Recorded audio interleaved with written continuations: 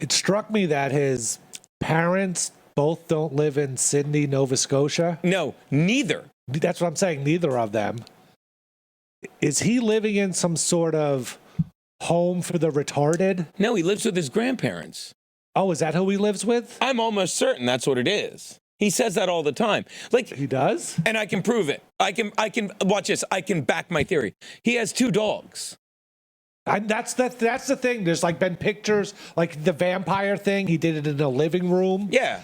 So I didn't know. But No.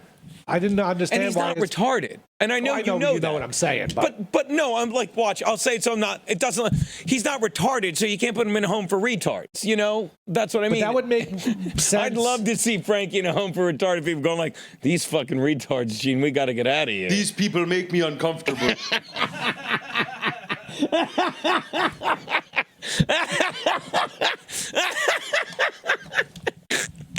Steve's a better Frankie and Jimmy than they are. That's not true. Not true. There's no way Frankie's grandparents are able to take care of him. They got to be in their 80s. Then what do you, well, I'll tell you what, you know, we should have asked him. Like, why is he so secretive about where he lives? Like, you couldn't go see his house. And So, why does he eat these, like, strange meals that no one would really cook for themselves? But if you're, like, in some sort of housing unit, they would, like, cook you just a hamburger and a baked potato or something. So you're telling Do you me think he killed the person that house it is, and he stole their identity, like the talented Mr. Ripley, No, but he the needs talented Mr. Frankie? to Yeah. cook his dinner, so he kept. Okay, keeps him and you're alive. telling me Someone thinks he's the other guy, and they're cooking him dinners. He killed them and stole their house and stuff. the only That's why he's thing so secretive. The only thing that Mr. backs Ripley. the only thing that backs your theory, and I'm going to blow it out of the water, and I think you'll agree. And don't get me wrong, none of us know. Is his door says Frankie? You know, like everyone would get a door like that. You ever see him? Yeah. That. But when he says I have to go up the hill, when he's like sitting there, you think that's when we think he's going to see actual doctors, although maybe that's a specialist that's not on site. But you're telling me this guy's in a home for the retarded. And I'm joking, you know what I mean? And he's like, what are you doing tonight? I'm going to a bar to meet my friends who came up from New York. They would never allow that. No, it's not like you're. He walks all over. My friend Frankie. Hey, where you going, Frankie? I'm going to go hang out in a parking lot for the Wi-Fi. You got it. No. It's not like they're keeping track of him all the time. It's just a place for him to stay, and they take care of him. But it's his duty to come and go. Here, I'll be Garrett. I've got an idea on Frankie. He lives in a niggardly retard home. Is that it? I don't know. That's my theory. I couldn't figure out why his parents don't live with him. And then the weird thing about he eats at like 4 o'clock. That seems like a institution type of timing. Steve eats like on the reg, like fucking EK Legend 2 gets nice hot tight slice. Like when we reach cruising altitude, you know we're having a good show when we're 3 minutes in and Steve's going to get crudité. Do you understand? He eats. But Steve's eating later in the day. That's Frankie's last meal. And they'd let him stay up till 4 a.m.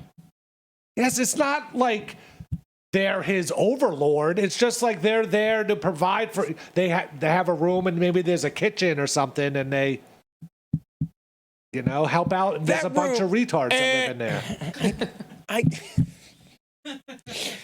Do you think? I'm not saying I know this for a fact. It's just something's off. Incredible. So back to you, Jeff. Yeah, so I did check with Frankie because I was interested. He does live with his grandparents. Thank you. Which raises the question, because we've seen him with black eyes. Do you think he's like Butters on South Park getting beat up by his grandma? Yes. Or does he go to leave the house and she goes to stop and he's like, quiet, bitch, and like that's just collateral damage? Here's what someone said to me, and I believe it, okay? And I met him. Frankie's a big dude, and he's a sweetheart.